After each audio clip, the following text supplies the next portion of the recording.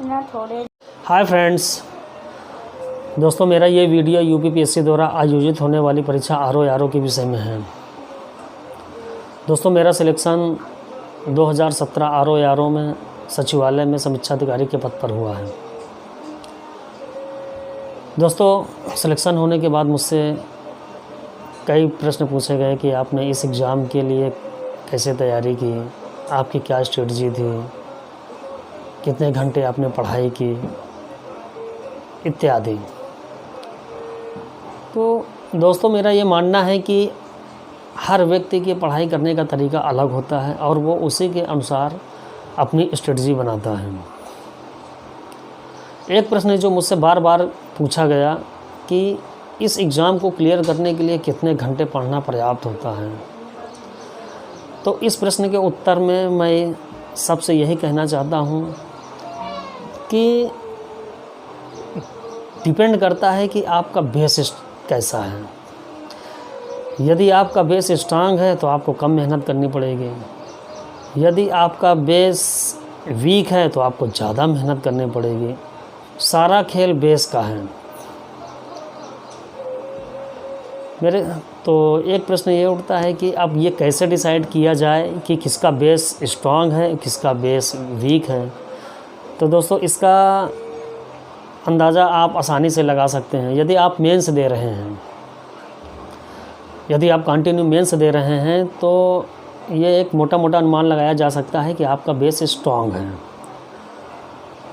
तो जो लोग मेंस दे रहे हैं उनके लिए मेरे ख्याल से 3-4 घंटे कंटिन्यू 6 महीने तक की पढ़ाई पर्याप्त होता है। इस एग्ज़ाम को क्लियर करने के लिए पर्याप्त होता है। 6 महीना तो मैंने बहुत ज़्यादा समय दे दिया है।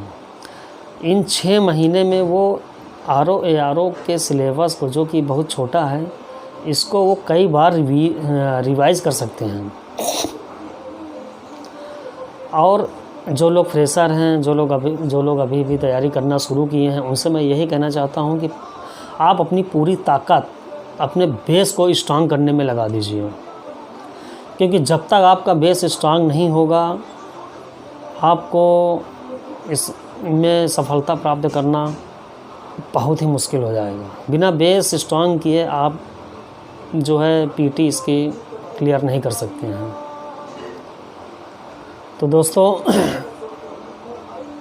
मेरा यही मानना है कि आप इसके सिलेबस को ध्यान में रख करके यदि आप 3-4 घंटे कंटिन्यू अध्ययन कर रहे हैं तो इस एग्ज़ाम को आप आसानी से क्लियर कर सकते हैं।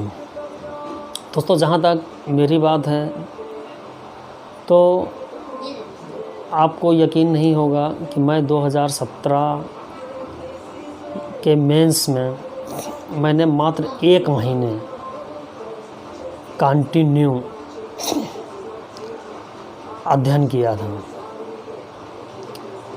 चूँकि मेरा बेस स्ट्रांग था इसलिए मुझे ज़्यादा कुछ करने की ज़रूरत नहीं थी और मैं पहले से भी मेंस देता आ रहा हूँ।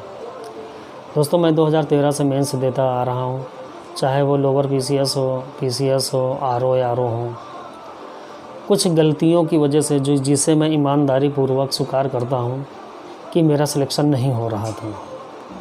दोस्तों आरओ के एग्ज़ाम को क्लियर करने के लिए एक और चीज़ पर विशेष ध्यान देने की ज़रूरत है। दोस्तों कई बार हम गलत अध्ययन सामग्री का चुनाव कर लेते हैं और जिसकी वजह से हम गलत चीज़ें एग्ज़ाम में जा कर के लिख कर चले जाते हैं और जिससे कि हमारा नंबर कट जाता है। दोस्तों आरओ जैसी महत्वपूर्ण परीक्षा के लिए एक एक नंबर बहुत इम्पोर्टेंट है। इसलिए ये बहुत ज़रूरी चीज़ है कि आप जो भी अध्ययन सामग्री का यूज़ कर रहे हैं वो एथेंटिक होनी चाहिए, क्योंकि गलत चीज़ का चुनाव आपको जो है सिलेक्शन से दूर कर देगी। दोस्तों मेरे साथ भी ऐसा ही हुआ है। मैं लेटर गलत लिख रहा था, गलत फॉर्मेट से लिख रहा था। 2017 में मैंने इन सारी चीज़ों पे फोकस किया, इन सारी चीज़ों को मैंने दुरुस्त किया और जिसका परिणाम आपके सामने है कि मेरा चयन सचिवालय में समीक्षा अधिकारी के पद पर हुआ है। दोस्तों बातें बहुत सी हैं, यदि चर्चा की जाएंगी तो वीडियो बहुत लंबा हो जाएगा। दोस्तों मैं परीक्षार्थियों की बहुत सारी कन्फ्यूज़न को दूर करने के लिए अपना एक नया चैनल शुरू किया हूँ, जिसका नाम फोकस विद एसके है, जिसमें मैं आपको आरओ एआरओ की संपूर्ण तैयारी कराऊंगा और साथ ही साथ बीईओ और यूपी पीसीएस के संबंध में भी मेरी वीडियोस उपलब्ध रहेंगे। तो दोस्तों आप मेरे चैनल को सब्सक्राइब कर लीजिए, जिससे कि आपको समय समय पर वीडियो मिलती रहे। धन्यवाद।